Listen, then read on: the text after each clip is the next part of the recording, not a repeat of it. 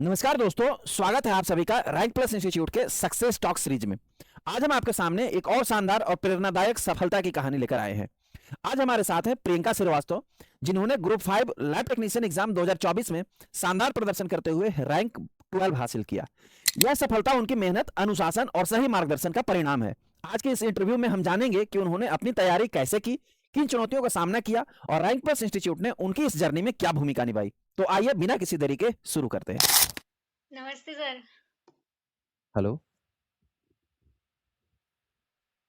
मैं नमस्ते बढ़िया हूँ सर, प्रियंका, आप कैसे हो कैसे हैं? बेटा?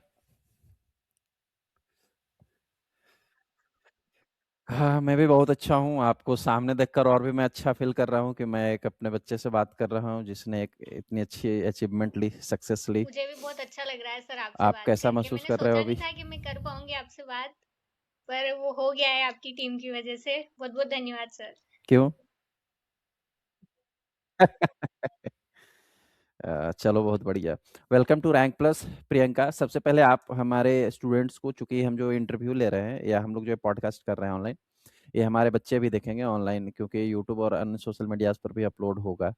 तो सबसे पहले आप हमारे बच्चों को या हम अपने अपने साथी कलीग्स को ये बताइए कि आप कहाँ से बिलोंग्स करते हैं, अपना एक शॉर्ट इंट्रोडक्शन, ताकि उनको पता चले कि आप कौन हैं, कहाँ से बिलोंग्स करते हैं और जी जी। आपने क्या सफलता ली सर, है। मेरा नाम प्रियंका श्रीवास्तव है। मैं एमपी के मंदसौर डिस्ट्रिक्ट से हूँ और मैंने डीएमएलटी 2024 में कंप्लीट कर ली थी। अपना ओके। सारा स्कूलिंग और कॉलेज सब शाम, मेरा जो होम डिस्ट्रिक्ट है उसका एक सब डिस्ट्रिक्ट है शामगढ़, वहां से किया है। हम्म। ओके। तो बेसिक आप एमपी से ही बिलोंग्स करते हैं और आपने ग्रुप 5 में जी जी। एमपी में ही सिलेक्शन भी लिया है, राइट? प्रियंका, आपने डीएमएलटी भी जी अपने जी जी होम सर, डिस्ट्रिक्ट से ही किया मंदसौर था? से ही किया है मैंने, होम डिस्ट्रिक्ट से। अ, अच्छा, और डीएमएलटी कब 2024 कंप्लीट में। हुआ था आपका? 2024 में कंप्लीट हुआ, और उसी ईयर 2024 वाले ग्रुप 5 की वैकेंसी में जी जी आपने जी सर। एग्जाम भी दिया था, राइट? जी और सर। उसी में आपका सिलेक्शन हुआ। ये बढ़िया अचीवमेंट रहा कि हाँ आपको सर, वेट मुझे नहीं करना मेरे पड़ा, है सीनियर्स ना? वगैरह सब यही अच्छा, बोलते थे ये आपको वेट नहीं कि करना पड़ा तुम्हारे जो 2024 में तुम्हारा कोर्स कंप्लीट हुआ और हम्म। 25 में तुमको सरकारी नौकरी मिल गई। देखो कितना बढ़िया आपके लिए अपॉर्चुनिटी थी। खैर, इसके लिए ना हम लोग ऐसा नहीं कर सकते कि ये हमारे लक के अकॉर्डिंग ही केवल हो जाता है। इसके लिए ना आपने बहुत कुछ किया होगा, जी हमने सर। उन सब पर बात करेंगे कि ड्यूरिंग द डीएमएलटी, जब आप डीएमएलटी कर रहे थे, तो आप उस ड्यूरिंग कैसे पढ़ाई कर रहे थे, थोड़ा हमारे बच्चों को ये बताइए, क्योंकि हमें पता चले, क्योंकि आप डीएमएलटी जैसे ही फाइनल किए और आपने जो है सो एग्जाम दिया और आपका सिलेक्शन हुआ, तो डीएमएलटी के ड्यूरिंग आपने क्या कैसे पढ़ाई करी थी? क्या अच्छी पढ़ाई थी आपकी कॉलेज में, या आपकी क्या स्ट्रेटेजी थी वहाँ एक्चुअली डीएमएलटी सर, के जब ड्यूरिंग से मैंने पढ़ने की? डीएमएलटी में एडमिशन लिया था तब से मेरा गोल था कि ग्रुप 5 देना है अपने को। और ग्रुप हम्म। 5 के लिए कंपटीशन अच्छा खासा ओके। है।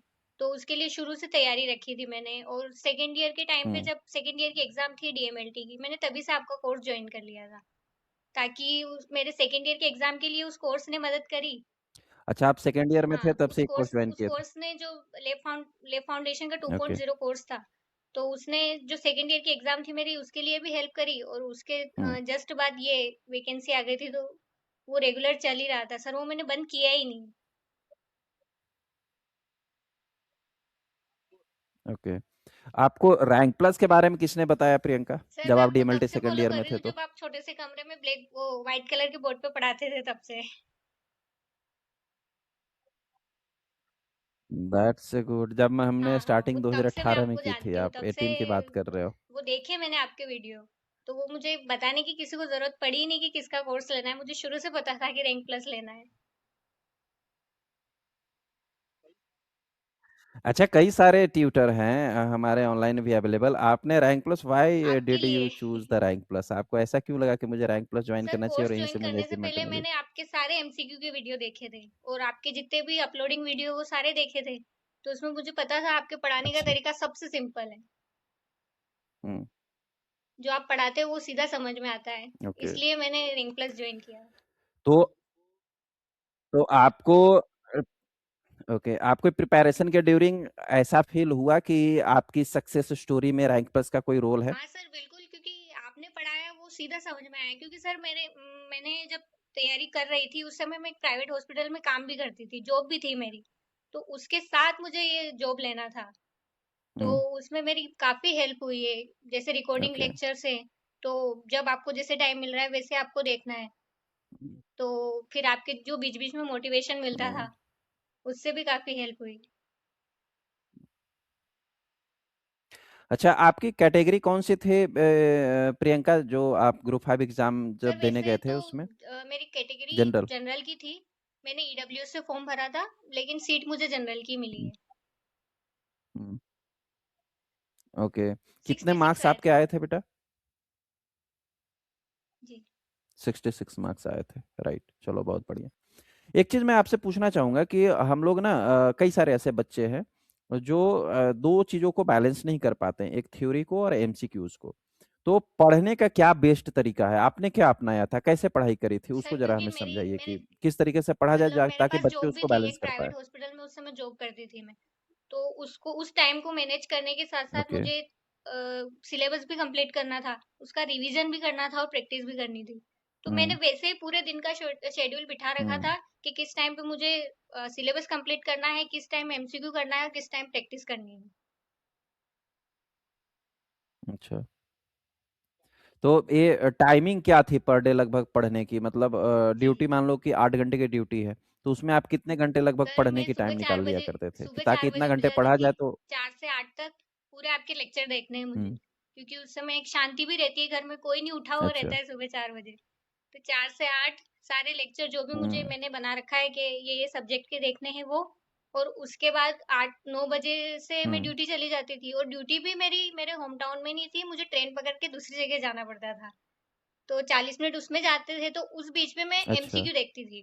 जो आपके एमसीक्यू लेक्चर रहते थे वो देखती थी। फिर वहाँ पे अच्छा। 8 घंटे की जॉब करी। आते टाइम वापस तो ट्रेन में वही वीडियो देखना, एमसीक्यू वगैरह, और शाम को आने के बाद फिर 2 घंटे फिर पढ़ाई करना। हुँ,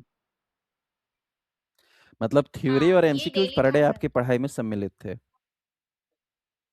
क्योंकि कई बच्चे ऐसे बोलते हैं ना कि मैं दोनों को बैलेंस नहीं कर पा रहा हूँ, क्या पढ़ना है सर, केवल थ्योरी ही पढ़े या केवल एमसीक्यूज़ ही पढ़े? तो बच्चों को सबसे पहले हाँ, गाइडिंग है कि दोनों पढ़ें, दोनों के जी लिए उनको सर। टाइम निकालना ज़रूरी है। अच्छा, ग्रुप 5 में नॉन जी। टेक्निकल से भी प्रियंका क्वेश्चन आते हैं, तो क्या हाँ आपने नॉन सर, मैंने टेक्निकल की नॉन भी पढ़ाई टेक्निकल करी की भी थी? पढ़ाई करी थी, क्योंकि मुझे एक चीज़ का फ़ायदा ये हुआ था कि मैंने एमपी पटवारी की भी तैयारी करी थी 1 साल पहले। तो मेरा बेस वहाँ से क्लियर था, तो मुझे ज़्यादा ओके। दिक्कत नहीं आई 25 नंबर की तैयारी के लिए। प्रियंका, वहाँ पे आपका हाँ सर, नेटवर्क इश्यू ठीक है? नेटवर्क तो आ रहा है। क्योंकि ना आपके वीडियो मुझे कभी ब्लर हो जा रहे हैं बीच में। आपके हाँ, हाँ, पास नेटवर्क आ रहा नेटवर्क है। आ रहे हैं सही? हाँ, हाँ, मेरा क्लियर वीडियो दिख रहा आपको है। सही जा रहा है? ओके, बहुत बढ़िया। तो हम लोग इस बात पर थे कि जब पढ़ाई करना हो स्टूडेंट को तो आपको हाँ, एमसीक्यूज और थ्योरी दोनों पढ़ना होगा, पहली बात। दूसरी कि नॉन टेक्निकल भी पढ़ना होगा, क्योंकि जी, प्रियंका ने पटवारी की तैयारी करी थी, तो इनको नॉन टेक्निकल का हेल्प मिला। लेकिन जिन्होंने नॉन टेक्निकल नहीं पढ़ा हुआ है उनको अवश्य पढ़ना होगा, क्योंकि यदि आप नहीं पढ़ेंगे तो आपको अचीवमेंट के नज़दीक तक पहुँच सकते हैं, लेकिन जी सर, बिना अचीवमेंट नहीं ले 25 पाएँगे। नंबर अगर के आप अचीवमेंट लेना सिलेक्शन है, नहीं ले सकते हैं। प्रियंका की तरह वेट नहीं करना है। बिल्कुल। हाँ, तो हाँ। वो 25 नंबर आपको पढ़ना होगा। हालाँकि 25 नंबर का हम लोग पहले तो नहीं पढ़ाते थे, जब आपने पढ़ा होगा तो, लेकिन अब हमने स्टार्ट करा है नॉन टेक्निकल का भी। और विशेष करके नॉन टेक्निकल के लिए हमने बुक्स भी गाइड किए हुए हैं। तो नॉन टेक्निकल के लिए बच्चों को जी, विशेष जी करके सर। मेहनत करना ही होगा पढ़ना अगर ही है आपको वो, रैंक नॉन लानी टेक्निकल है। के बिना सिलेक्शन अधूरा है। मैं बताते चलूँ अपने बच्चों को कि हाँ, बिल्कुल, बिल्कुल। मैं बताते चलूँ अपने बच्चों को कि प्रियंका ने जी कितना सर, रैंक था मेरा बेटा फीमेल आपका? कैटेगरी में 12वीं रैंक थी मेरी। जी, 12th रैंक थी। तो फर्स्ट अटेम्प्ट करना, फर्स्ट अटेम्प्ट में 12th रैंक लाना, this is a big achievement. और आपको इस बात का एक्सपीरियंस नहीं रहता है कि एग्ज़ाम कैसे दिया जाता है। पहला एग्ज़ाम आप दे रहे हो, अभी जस्ट कॉलेज पास आउट हुआ है। तो ये सब दिखाता है कि बच्चे ने मैच्योरिटी लेवल दिखाई है। जब तक आप मैच्योर नहीं होंगे तब तक आप इस तरीके से फर्स्ट अटेम्प्ट में और क्वेश्चंस को डील्स करके रैंक ला करके अचीवमेंट ले लेना, it's not easy for anyone. तो इस तरीके से हर एक बच्चे के लिए लर्निंग है कि हम इतना मैच्योरिटी ज़रूर दिखाएँ। अच्छा, एक चीज़ आपसे मैं पूछना चाहूँगा प्रियंका, कि जब आप एग्ज़ाम देने पहुँचे होंगे, पहला आपका एग्ज़ाम था, आप एग्ज़ामिनेशन हॉल में पहुँचे होंगे, तो एग्ज़ामिनेशन हॉल का ना एक अपना ऑरा होता है कि एग्ज़ामिनेशन हॉल में जाते हैं तो हम जी, जी। पढ़ी हुई चीज़ें भी भूल जाते हैं। इतने सारे स्टूडेंट देखते हैं तो मन में सवाल उठने लगता है कि पता हाँ नहीं अब जी। इतने में मैं क्या होऊँगा या मैं क्या होऊँगी? ये लोग इतने पढ़ के आए होंगे, है ना? उस ऑरा को आपने कैसे ओवरकम किया? मतलब एग्ज़ामिनेशन हॉल में आपकी क्या स्ट्रैटेजी थी क्वेश्चन सर सॉल्व करने के उसके लिए लिए? मैंने उससे पहले इतने एमसीक्यू की प्रैक्टिस कर ली थी, इतने सारे पीवाईक्यू लगा लिए थे कि वहाँ पे मुझे थोड़ी घबराहट तो हुँ, रही थी, क्योंकि वाक़ई में एग्ज़ाम हॉल का प्रेशर तो अलग ही रहता है। हुँ। पर मुझे उस प्रैक्टिस ने बहुत हेल्प करी वहाँ पे, हुँ, हुँ। क्योंकि और जो मेरे फ्रेंड्स वग़ैरह थे, उनकी ये प्रॉब्लम थी कि उनको क्वेश्चन समझने में 5 मिनट लग रहे थे, एक क्वेश्चन को समझने में। वहीं मुझे वो 1 से डेढ़ मिनट में समझ में आ रहा था। ओके।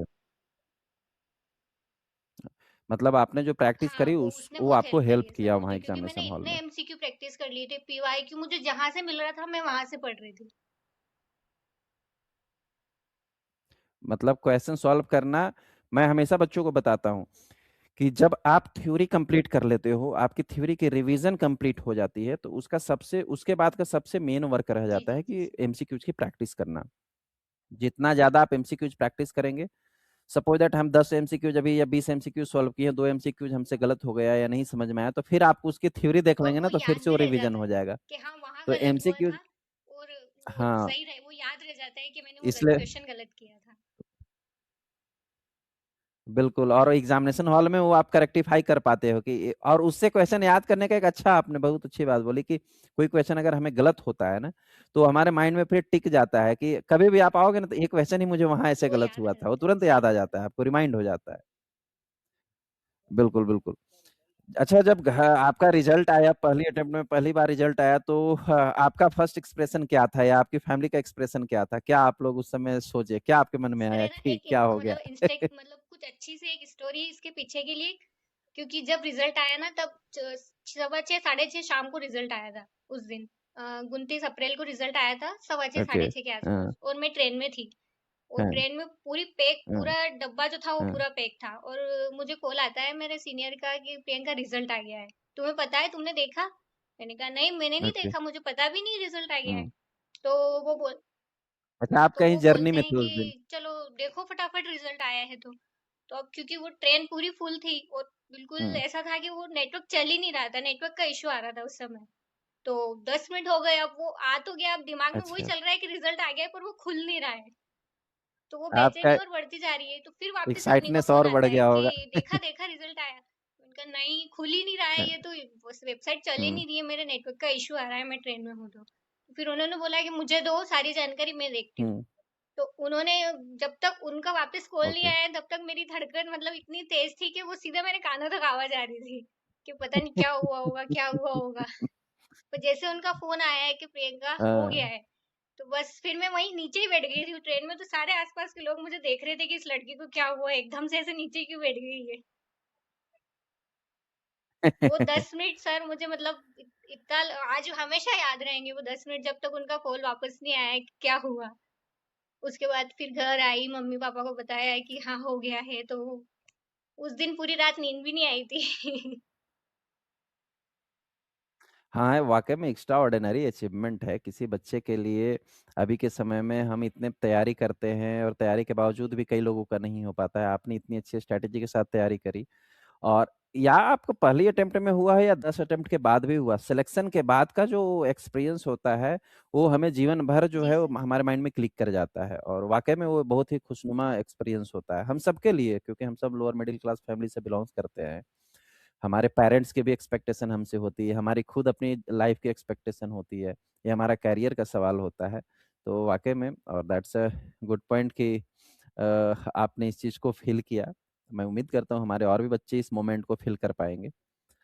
एक चीज़ और प्रियंका मैं पूछना चाहूँगा आपको कि एग्ज़ाम देने के बाद रिज़ल्ट आया, रिज़ल्ट आने के बाद आपकी क्या प्रोसेस थी जी, जॉइनिंग जी तक? सर, अब आपने जॉइन कर जॉइन लिया कर मैंने। लिया? हाँ, तो रिज़ल्ट आने से लेकर जॉइनिंग तक के क्या कुछ स्टेप्स थे, प्रोसेस थे ताकि हमारे बच्चों को हेल्प हो पाए आगे के रिजल्ट एग्ज़ाम आने के के बाद लिए? सर जो ईएसबी की वेबसाइट रहती है, उन्होंने चॉइस फिलिंग का ऑप्शन रखा था। 27 डिस्ट्रिक्ट दी थी हमें हाँ, कि आप अपने हिसाब से चूज कर सकते हो आपको कौन सी डिस्ट्रिक्ट में ज्वाइनिंग लेनी है। हुँ, तो उसमें भी उन्होंने रैंक के हिसाब से डिस्ट्रिक्ट दी थी, तो सर मेरी ओके रैंक अच्छी थी तो मुझे मेरी होम डिस्ट्रिक्ट ही मिली है रैंक में, मंदसौर डिस्ट्रिक्ट ही मिली है सर। ओके, जी, मतलब जी। आप होम और डिस्ट्रिक्ट उसके में भी बाद पोस्टेड फिर है। एक लेटर आया था, जिसमें उन्होंने बताया था कि आपको क्या-क्या डॉक्यूमेंट लेके आपको संभाग हम्म, पे जाना है। आपके जो आपका जो जहाँ पे भी आपका डिस्ट्रिक्ट हम्म, है, जहाँ भी संभाग लगता है, वहाँ पे जाना है। सारे डॉक्यूमेंट का वेरिफिकेशन हुआ, हम्म, मेडिकल हुआ। 3 दिन का प्रोसेस था सर ये लगभग। हम्म। तो उसके बाद फिर जाके जॉइनिंग लेटर दिया था। मेडिकल में क्या होता है प्रियंका? मेडिकल में क्या होता है? मेडिकल में क्या मेडिकल जांच में सर वो एग्जामिन फुल करते हैं? बॉडी चेकअप किस किस करते हैं। प्रकार आपका का, जैसे? आई से लेकर आपका ब्लड सैंपल, यूरिन सैंपल सारा लेके सारा चेक करते हैं। ईसीजी वगैरह भी होता है उसमें। तो सारा फुल हम्म, बॉडी चेकअप होता है। उसके बाद जो रिपोर्ट हम्म, आती है, उसको वो रिपोर्ट फिर संभाग में जाती है, जहाँ पे जेडी हम्म, ऑफिस रहता है ना, वहाँ पे जाती है रिपोर्ट। उसके बाद जाके फिर हम्म। आपको जॉइनिंग लेटर मिलता है। तो ये आई का कोई क्या, कोई आई सेट सपोजेट किसी को आई 6/6 नहीं है तो क्या उसका सिलेक्शन में इशू सर होता अब है? ये तो मुझे नहीं जानकारी है। हाँ, आईटीआई नहीं है। ये आपको आइडिया नहीं है, हाँ, लेकिन हाँ। आई का भी आई, चेकअप हुआ ईसीजी था। वगैरह फुल बॉडी चेकअप हुआ था। हाँ, अब मुझे जितना आइडिया है कि आई का चेकअप होता है हाँ, हाँ। कलर ब्लाइंडनेस के लिए, जितना मैं जानता हूँ। क्योंकि हमें ना 6/6 का रिकमेंडेशन नहीं होता है मेडिकल लेबोरेटरी में। 6/6 जैसे लोको पायलट्स वगैरह जहाँ आई साइट की रिकमेंडेशन होती है वहाँ होता है। लेकिन कलर ब्लाइंडनेस के लिए या ब्लाइंडनेस के लिए जो है आई की भी चेकअप होती है। That's a good point. और फुल बॉडी चेकअप में जो है वो हम लोगों के सारे जो नॉर्मल पैरामीटर्स होते हैं, ताकि कोई आपको प्री एग्जिस्टिंग डिजीज नहीं है उसके लिए शायद ये चेक किया जाता है मेडिकल। चलो, बहुत अच्छा हुआ हमारे बच्चों को इससे ये बात पता चला। आपकी पोस्टिंग अभी डिस्ट्रिक्ट हॉस्पिटल में है या पीएचसी में है? किस प्रकार के नहीं हॉस्पिटल सर, में मेरी आपको पोस्टिंग पोस्टिंग मिली सिविल है? हॉस्पिटल शामगढ़ में है, जो कि मेरा होम टाउन ही है। हम्म। जी। सिविल। ओके। 10 मिनट आपके का घर से रास्ता कितना है दूर सर। पर है? तब तो बहुत बढ़िया। आपके लिए तो फिर क्या बोले, मतलब सारा जो एज ए एक्सपेक्टेड, कोई कहता है कि मुझे घर पे जॉब मिल जाए, सरकारी जॉब मिल जाए, घर पे ही रह जाऊं, ये इससे बढ़िया और कुछ हो ही नहीं यही सकता अपने सब बच्चे बोलते हैं के सर। लिए। है ना? जॉब करते हुए आपको कैसा लग रहा है सर प्रियंका अच्छा अभी? लग रहा है, क्योंकि एक प्राइवेट हॉस्पिटल में जॉब करना और एक गवर्नमेंट हॉस्पिटल में जॉब कर, दोनों में बहुत डिफरेंस है, तो अच्छा लग रहा है थोड़ा। अच्छा। हम्म। जॉब का कोई एक्सपीरियंस शेयर कीजिए कि आपको पहले वाला लाइफ ज्यादा बेटर लग रहा था, या अब सिलेक्शन लेने के बाद जब हमारी लाइफ हो गई। एक तो लाइफ अच्छी हो जाती है कि पैसे, चलो भाई जॉब हो गया जी सर। सरकारी जॉब तो पैसे हमें ज्यादा मिलने लगे। तो चलो, ये तो एक हमारा सेल्फ सेटिस्फेक्शन हो गया, फाइनेंशियल फ्रीडम हो गई। लेकिन फाइनेंशियल फ्रीडम के अलावा भी हमारी लाइफ में बहुत सारी चीजें होती है ना? तो जब हम प्राइवेट जॉब कर रहे थे और अब आप सरकारी जॉब भी कर रहे हो, दोनों में बेटर कौन फील हो रहा है, या कौन सा एक्सपीरियंस ज्यादा सर बेटर था? बेटर तो वैसे गवर्नमेंट जॉब ही है, क्योंकि हर प्राइवेट हॉस्पिटल में काम करने वाला यही चाहता है कि गवर्नमेंट लग जाए उसकी, क्योंकि प्राइवेट तो कब तक करेंगे। गवर्नमेंट तो होनी हम्म, चाहिए जॉब। और गवर्नमेंट जॉब में बिल्कुल। ऐसा है कि ये सोचते हैं अपन हम्म, की थोड़ी लाइफ चेंज हो जाएगी। थोड़ा तो रहता है गवर्नमेंट जॉब का, क्योंकि थोड़ा सा रिश्तेदारों वगैरह में भी रहता है कि हाँ यार इसके पास सरकारी हम्म, नौकरी है। दोस्तों में भी रहता है थोड़ा कि गवर्नमेंट जॉब वाली हो गई है। हम्म। थोड़ा सा सैलरी वगैरह भी आने लगती है, तो फाइनेंशियली भी डिपेंडेंट, हमारे प्रति रिस्पेक्ट मतलब उनका बढ़ फाइनेंशियली भी जाता है। थोड़ा स्टेबल हो जाता है। हाँ, मुख्य रूप से हमारा financial independency is the most important thing for our society. क्योंकि हम लोग क्या है, बचपन से इस बात के लिए ही कोशिश किए हुए रहे हैं कि हम जहाँ पर भी पढ़ने के बाद हम पढ़े तो एक हमें जॉब अपॉर्चुनिटी ऐसा मिले जो इसमें हमें फाइनेंशियल इंडिपेंडेंस या फाइनेंशियल फ्रीडम हो पाए। और ये अच्छी बात है कि लोग, बच्चे मेहनत करें और बच्चे मेहनत करने के बाद वो सिलेक्ट हो पाए। क्योंकि क्या है, 3 से 4 साल तक लोग प्रिपरेशन करते हैं। अच्छा, एक बात मुझे आया, 3 से 4 साल की बात आ रही है।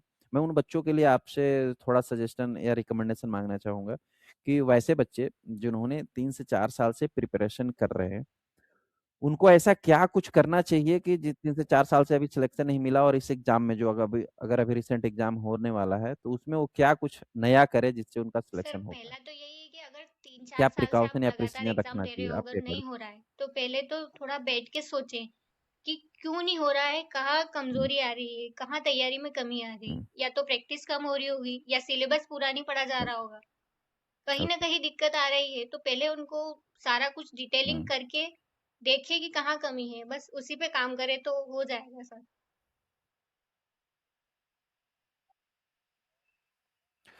और दूसरा उन बच्चों के लिए आप बताइए जो अभी पढ़ रहे हैं, कहीं डीएमएलटी या बीएमएलटी कर रहे होंगे, और यदि उनके मन में भी है कि मैं प्रियंका दीदी जैसा ना मैं भी निकलूंगी या निकलूंगा और मैं भी सिलेक्शन लेकर ही रहूंगी या रहूंगा, उनको अभी अपने कॉलेज में क्या करते रहना चाहिए? क्योंकि बच्चे ना 80% बच्चे, जितना मैंने नोटिस किया है, 80% बच्चे जो है कॉलेज में बस एडमिशन लेकर के कॉलेज का एग्जाम पास करने के लिए पढ़ते हैं, और वही बच्चे बाहर आते हैं फिर उनको परेशानी होती है।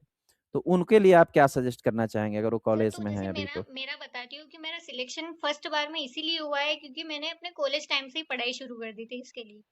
तो जितने भी बच्चे अभी कर रहे हैं उनको अभी से अपना सिलेबस अच्छा कंप्लीट कर लेना बिल्कुल। चाहिए, नोट्स बना लेने चाहिए और नोट्स ऐसे बनाएं कि वो आगे तक उनको काम दे, ताकि उनको जब एग्जाम आएगी, वैकेंसी आएगी, तब उनके पास सिर्फ रिवीजन के लिए रह जाएगा, हम्म। उनको नोट्स बनाने के लिए टाइम नहीं निकालना पड़ेगा।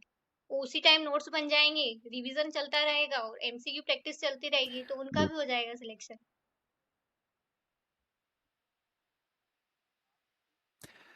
आप में से जितने लोग भी प्रियंका को देख पा रहे हैं कि प्रियंका ने 24 में कंप्लीट किया डीएमएलटी और 24 में ही सिलेक्शन हुआ, 25 में जॉब भी लग गया, 25 में पोस्टिंग भी हो गया, ये केवल 1 साल का मेहनत नहीं है। इस बच्चे ने जब से एडमिशन लिया है तब से इनफैक्ट पढ़ना, कुछ बच्चे पढ़ना स्टार्ट किया था, कुछ बच्चे ये कहते हैं ना कि सर मेरा अभी बीएमएलटी चल रहा है, डीएमएलटी चल रहा है, मैं कंप्लीट कर लेता हूँ ना फिर रैंक प्लस में आऊंगा। प्रियंका ने पहले ही बताया कि सर मैं डीएमएलटी सेकंड ईयर में थी ना तभी मैं रैंक प्लस आ गई थी, क्योंकि प्रियंका जी का ना गोल बिल्कुल क्लियर था कि मुझे जो है ग्रुप 5 लेनी है तो लेनी है। आपको जी सबसे पहले अपनी गोल क्लियर दिखनी चाहिए, फिर उस गोल को एक्सेप्ट करके उस गोल के अकॉर्डिंग आपको स्ट्रेटेजी बनानी होगी कि हमको पढ़ना क्या है, कितना है, किसके लिए है, इस एग्जाम में क्या आते हैं, सब आप आर एन डी कर लो, और वो आर एन डी के अकॉर्डिंग आपको कंटेंट कहाँ बेस्ट मिलता है वहां आप सीधा सा पहुंच जाओ। नहीं पढ़ोगे आप, कम से कम 2 साल, मैं हर एक बच्चे को कहता हूँ कि मिनिमम आपको 2 साल तो टाइम देना ही देना है किसी भी सिलेक्शन के लिए।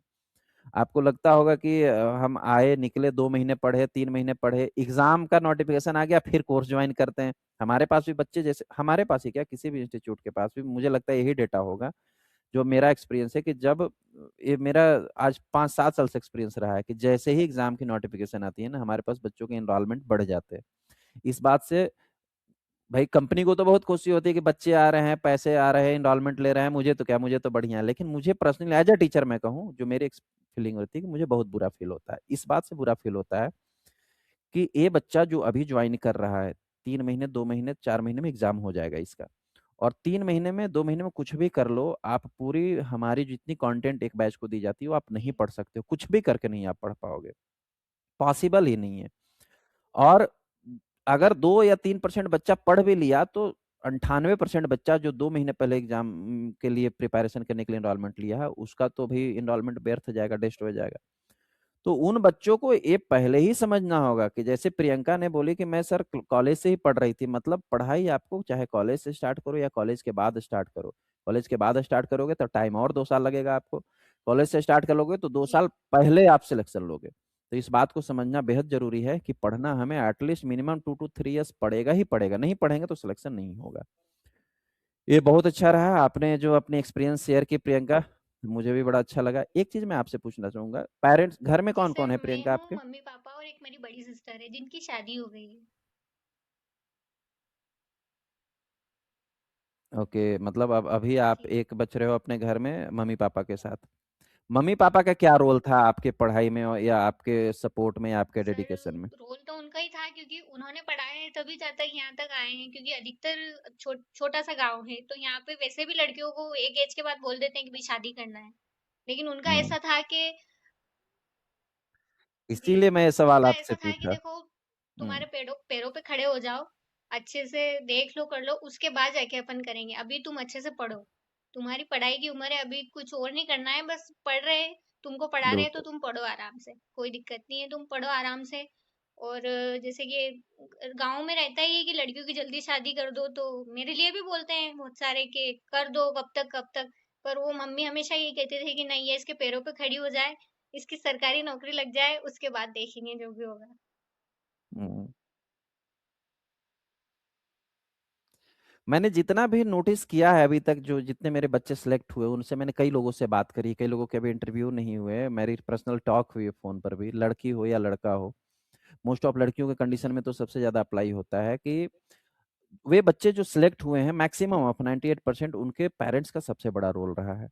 क्योंकि हम सभी जो है छोटे गाँव से बिलॉन्ग्स करते हैं, सब लोग जी, जी। क्योंकि भारत गाँव का ही देश है। गाँव ही यहाँ ज़्यादा है, अब शहर में डेवलपमेंट से भी लोग शहर में भी जाने लगे। तो मैक्सिमम गाँव में माइंडसेट यही होता है कि बेटी जैसे ही इंटर पास की, उसके लिए लड़का ढूँढने लगो, ग्रेजुएशन में किसी तरीके से नाम लिखवा दो, घर से जाकर के एग्ज़ाम दिलवा देंगे और फिर शादी-ब्याह कर देंगे। उसका लाइफ़ का उसके लिए कोई पूछ ही नहीं रहा है कि तुम्हारा भी अपना कुछ गोल होगा, तुम्हारा भी अपना लाइफ़ होगा, तुमको भी अपनी जीवन जीने की कला होनी चाहिए, तुमको भी अपना सेल्फ इंडिपेंडेंसी होनी चाहिए। लेकिन वे माता-पिता जिन्होंने अपने बच्चों को समझा, लोगों को नहीं सुना, जी, लोगों जी। का ना केवल गॉसिप्स करना काम होता है। जित मैं भी तो उसी गाँव से हूँ, मुझे भी पता है कि लोग क्या कहते हैं, मेरी भी बहनें हैं, मेरे भी भतीजियाँ हैं, सब हम लोग जान रहे हैं, हम लोग समझ रहे हैं। लेकिन जो माता थे मैं तो खुद अपने पर्सनल अपने घर में ये चेंजेज़ लाया हूँ, क्योंकि हमारे भी पेरेंट्स या हमारे अगल-बगल के भी लोग वैसे ही थे। तो कि भई जो बच्चा जो पढ़ने के लिए उत्सुक है, जो पढ़ना चाहती है, पेरेंट्स को भी पता है कि मेरा बच्चा कितना पढ़ने में एफिकेट है। तो अगर कोई ऐसा बच्चा है एज अ गर्ल कि कोई अगर गर्ल है उसको भी और उसी को सबसे ज़्यादा कि जो पढ़ने की इच्छुक है और पढ़ना चाहती है तो हर एक पेरेंट्स को ये समझना होगा कि लोगों की बातें छोड़े, अगल-बगल लोग क्या कह रहे हैं। शादी-ब्याह करने के लिए 2 पैसे वो देने नहीं आएँगे। जैसे ही अगर किसी की बहन-बेटी की शादी तय होती है, बच्चा की शादी तय होता है ना, तो सब पहले बहुत प्रेशर बनाते हैं कि शादी कर दो, ब्याह कर दो। और जब पैसे घट गए ना, कह दो कि 1 लाख रुपए जी। की हमें मदद कर दो, सब भाग जाएँगे। फिर कोई आपको सपोर्ट करने नहीं आएगा। तो इसलिए पेरेंट्स को अपने बच्चों को सबसे पहले समझना चाहिए। जैसे प्रियंका के पेरेंट्स ने समझा, उसको अपॉर्च्युनिटी दी, उसको मोरल सपोर्ट किया। मोरल सपोर्ट ही पेरेंट्स का सबसे बड़ा रोल होता है एक स्टूडेंट लाइफ में। तो मुझे बहुत अच्छा लगा सुन के कि आपके पेरेंट्स इतने मैच्योरिटी दिखाया जिसके कारण हमारी एक बच्ची जो है सक्सेस होकर के इस लेवल तक आई। हम लोग बात कर रहे हैं। आपको देख कर के होप सो और भी पेरेंट्स कुछ इंस्पायर होंगे। क्योंकि पेरेंट्स का सबसे बड़ा रोल है किसी भी बच्चे के सक्सेस में। मैं जितना अपने आप को फ़ील कर पाता हूँ। जब सक्सेस हुआ, एक बार लड़के का भी, केवल लड़की का ही नहीं, लड़कों को भी प्रियंका आजकल देखो क्या होता है ना, समाज में बच्चों को ना बहुत टॉर्चरेट सहना पड़ता है। बच्चा जैसे ही पास होता है, कॉलेज पहुँचता है ना, एक्सपेक्टेशन इतने लोग पाल लेते हैं कि हमारा बेटा निकलेगा या 12th करेगा, आईआईटी क्वालीफाई कर लेगा, जेईई क्वालीफाई कर लेगा, नीट क्वालीफाई कर लेगा। जैसे ही कोई बीटेक कर लिया तो अब कोई सरकारी जॉब लग जाएगी या बीएमएलटी कर लिया, एमबीबीएस कर लिया, कुछ भी कर लिया। तो एक्सपेक्टेशन हम इतना पाल लेते हैं उन बच्चों से ना, मैं कहूँगा कि बच्चों जी। को केवल मोरल सपोर्ट दीजिए, एक्सपेक्टेशन मत पालिए। एक्सपेक्टेशन के बियॉन्ड, बिना एक्सपेक्टेशन के वो आपको इतना खरा उतरेंगे, आपको इतना रिवॉर्ड देंगे कि आप उनको सँभाल नहीं पाएँगे। लेकिन पेरेंट्स एक्सपेक्टेशन पालते हैं और मोरल सपोर्ट घटा देते हैं, जबकि जी, जी। मोरल सपोर्ट सबसे प्राइम चीज़ है। जब तक आप मोरल सपोर्ट नहीं देंगे, बच्चे नहीं सक्सेस हो पाएँगे, बच्चा नहीं पहुँच पाएगा उस सीढ़ी तक। तो मुझे बहुत अच्छा लगा आपसे बात करके प्रियंका। लास्ट में थोड़ा एक मैं आपसे पर्सनल सवाल जो बच्चे हमसे हमेशा पूछते हैं, मैं आपसे पूछना चाहूँगा। हालाँकि पूछना नहीं चाहिए, ये मेरा सवाल कभी नहीं रहा, ये पहली बार आपसे ही मैं पूछ रहा हूँ कि सर कोई सिलेक्ट होता है या कोई इंटरव्यू देता है ना, तो उनसे पूछिए कि वहाँ सैलरी रेंज क्या रहती है? आपको क्या मिल रही है? या हम अगर सेलेक्ट होंगे इस पोस्ट पे तो हमें क्या एप्रॉक्स मिल सकता है एवरेज ऑन? तो अगर आप शेयर करना चाहें तो सर अदरवाइज़ जैसे कोई इश्यू एमपी नहीं में है। जो जितने भी नियमित कर्मचारी है रेगुलर जितने भी एम्प्लॉय हैं उन पे एक रूल लागू होता है कि जिससे आपका सिलेक्शन होता है आप ज्वाइनिंग लेते हुँ, हैं। तो उसमें जो आपकी 100% सैलरी रहती है पहले साल आपको 70% मिलता है हुँ, उसका, दूसरे साल 80% और तीसरे साल 90%। 100% सैलरी आपको चौथे साल मिलती है। हुँ, 3 साल आपको ऐसे 70, 80, 90 ये वाला जो अच्छा। फॉर्मूला है ये अभी तक लागू कर रखा है गवर्नमेंट इस ने। रेशियो तो जैसे अभी 28,700 हमारा ग्रेड पे है। अच्छा। तो वो जो सैलरी डिडक्ट होता है, वो फिर आपको कहीं मिलता है बाद में जोड़ के या फिर वो नहीं, नहीं, वो जुड़ खत्म के हो नहीं जाता मिलता है? है सर। जो 100% रहता है उसका 70%, 80%, 90% और चौथे साल जाके पूरा 100% सैलरी मिलती है। तो 28,700 ग्रेड पे है हमारा, तो उसके हिसाब से अभी अच्छा। फर्स्ट टाइम जो जिनकी अभी जॉइनिंग हुई है, तो उन्हें हुँ, 26,000 के आसपास स्टार्टिंग सैलरी मिलेगी। तो ये हुँ, हर साल इंक्रीमेंट लगता रहेगा। जैसे-जैसे साल निकलते जाएँगे वैसे हुँ। इंक्रीमेंट लगेगा। हाँ, ये बहुत बढ़िया जानकारी दिया आपने। मुझे भी इस चीज़ की जानकारी नहीं थी कि फर्स्ट ईयर जो है वो 70 फिर 80 फिर 90 फिर 100%। चलिए बहुत अच्छा लगा प्रियंका। और कुछ हमारे रैंक प्लस के जो जूनियर्स हैं आपके, आप उनको कुछ एडवाइस या मोटिवेट करना चाहेंगे, कुछ कोट बोलना चाहेंगे, जिससे वो भी थोड़ा सर मेरा तो इंस्पायर हो यही जाएँ? है कि आपकी सारी बातें मान लें, हो जाएगा सिलेक्शन। जैसे-जैसे आप बताते जाओ वैसा-वैसा करते जाओ तो बस हो जाएगा सिलेक्शन। चलो कम से कम बच्चे इस बात को फॉलो करें कि एक टीचर ना बहुत एक्सपीरियंस से बोलता है। इसीलिए मैंने ये बात आपसे पूछी कि आप कम से कम बोलेंगे तो क्योंकि आपने उस वे से, उस रास्ते से गुजर के सिलेक्शन लिया है। तो बच्चे कम से कम जो है इस बात को फॉलो करे कि एक टीचर जो बता रहा है उसको अनुभव है इस बात की कि क्या होने वाला है, क्या होगा, अगला स्टेप क्या है। और अगर उसको फॉलो करे तो वाकई में बच्चे सेलेक्ट हो सकते हैं, बच्चे सेलेक्ट लेंगे। बहुत अच्छा लगा प्रियंका आपसे बात करके। बहुत बहुत शुभकामनाएं, आप जीवन में और आगे लंबी ऊंचाइयां हासिल करें, ये हमारी धन्यवाद शुभकामनाएं सर। आपके साथ है। कभी भी कोई मदद की जरूरत हो, रैंक प्लस टीम हमेशा आपके लिए अवेलेबल रहेगी, और आप हमसे फ्रैंकली कभी भी जी सर। कांटेक्ट कर सकते बहुत हैं। बहुत शुक्रिया सर मुझसे बात करने के लिए। ओके प्रियंका, हम लोग इसे थैंक यू सो मच बेटा। फिर हम लोग कभी भी इशू होगा कोई भी तो आप ओके मिल सकते हैं। Thank you. Thank you. Thank you so much.